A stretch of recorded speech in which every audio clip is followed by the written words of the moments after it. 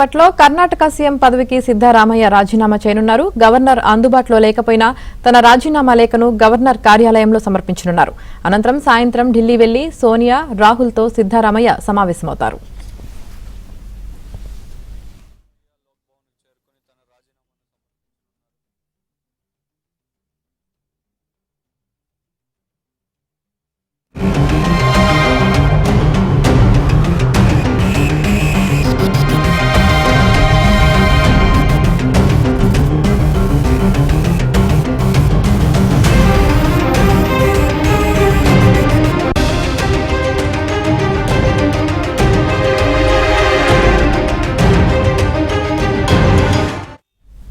ఇక రేపు బెంగళూరులో కాంగ్రెస్ శాసనసభ పక్ష సమావేశం జరగనుంది. డీకే శివకుమార్ ను శాసనసభ పక్ష నేతగా ఎమ్మెల్యేలు ఎన్నుకోనున్నారు.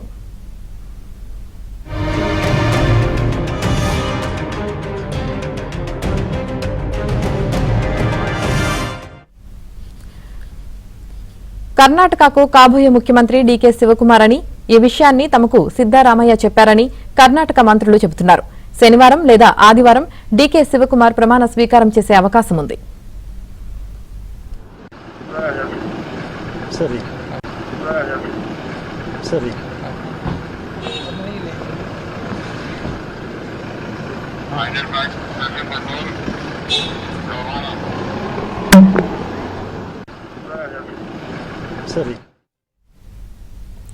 కాసేపట్లో కర్ణాటక సీఎం పదవికి సిద్ధరామయ్య రాజీనామా చేయనున్నారు. గవర్నర్ అందుబాటులో లేకపోయినా తన రాజీనామా లేఖను గవర్నర్ కార్యాలయంలో సమర్పించనున్నారు. ఇక ఇదే అంశానికి సంబంధించి పూర్తి సమాచారం మా ప్రతినిధి రుత్విక్ అందిస్తారు. రుత్విక్, ఆమెని మరికొద్దిసేపట్లోనే సిద్ధరామయ్య గవర్నర్ కార్యాలయానికి చేరుకోనున్నారు. ప్రస్తుతం మనం లోక్ భవన్ వద్ద ఉన్నాం. ఈ లోక్ భవన్కి మరికొద్దిసేపట్లోనే సిద్ధరామయ్య ఇక్కడికి చేరుకొని ఉన్నారు. ఉదయం 10 గంటలకే గవర్నర్ అపాయింట్మెంట్ నిన్నే కోరగా కూడా ఆయన వ్యక్తిగత కారణంగా గవర్నర్ ప్రస్తుతం బెంగళూరులో లేరు, అందుబాటులో లేని కారణంగా కూడా ఇది డిలే అవుతూ వస్తుంది. మరికొద్దిసేపట్లోనే ఇక్కడికి చేరుకొని కూడా లోక్ భవన్కి తన రిజిగ్నేషన్ని సమర్పిస్తారు.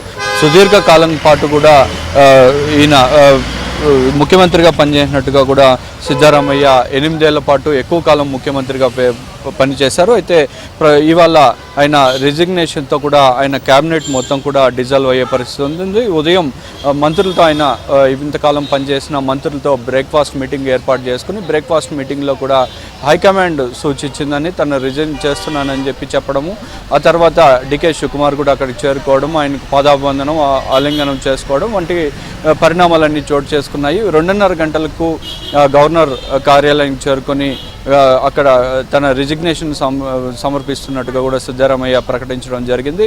అయితే ఈ రిజిగ్నేషన్ ఆమోదించిన తర్వాత రేపు సిఎల్పి సమావేశం జరిగే పరిస్థితి ఉంటుంది. సిఎల్పి నేతను ఎన్నుకున్న తర్వాత తదుపరి కొత్త క్యాబినెట్ కూడా ఏర్పడే పరిస్థితి ఉంటుంది. గత కొంతకాలంగా కూడా కర్ణాటకలో సీఎం పదవికి సిద్ధరామయ్య, డీకే శివకుమార్ ఇరువురి మధ్య పోటీ అనేది నెలకొంది.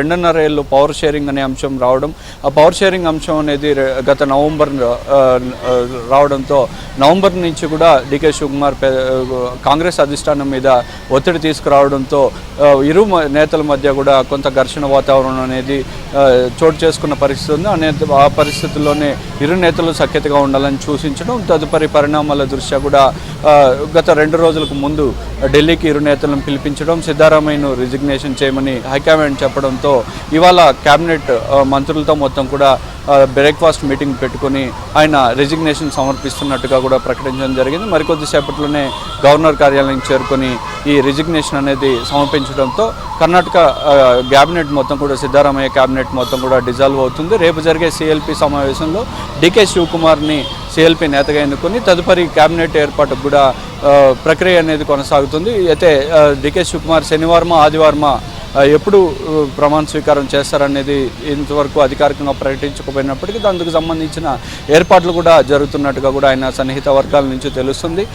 దీంతో కొత్త క్యాబినెట్ ఏర్పాటుతో పాటు కూడా సిద్ధరామయ్యకి కూడా న్యాయం చేసే విధంగా ఆయన రాజ్యసభ జాతీయ రాజకీయాల్లో కూడా ఆయన తీసుకుంటామని చెప్పి అధిష్టానం హామీ ఇవ్వడంతో కూడా ఆయన జాతీయ రాజకీయాల్లోకి వెళ్లేందుకు సుముఖత తెలపకపోవడంతో కూడా ఆయన కుమారుడైన యతీంద్రకు కర్ణాటక క్యాబినెట్లో ఉప ముఖ్యమంత్రి పదవి కేటాయించడము, అట్లాగే అతనికి జాతీయ స్థాయిలో కూడా తర్వాత రానున్న రోజుల్లో తీసుకునే పరిస్థితి కూడా ఉంటుందని హామీలు ఇవ్వడము ఇవన్నీ ఈ ప్రక్రియ అంతా కూడా జరిగింది. ప్రస్తుతం అయితే మరికొద్దిసేపట్లోనే లోక్ భవన్కి చేరుకుని సిద్ధారామయ్య తన సీఎం పదవికి రాజీనామా పత్రాన్ని సమర్పించడంతో కూడా కేబినెట్ మొత్తం కూడా డిజాల్వ్ అయ్యి కొత్త ప్రభుత్వం కూడా కొత్త కేబినెట్ ఏర్పాటుకు కూడా చర్యలు ఏదైతే జరుగుతుంది ఆమె.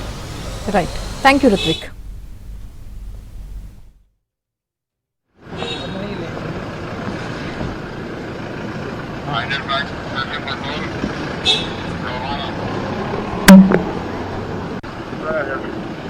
సరే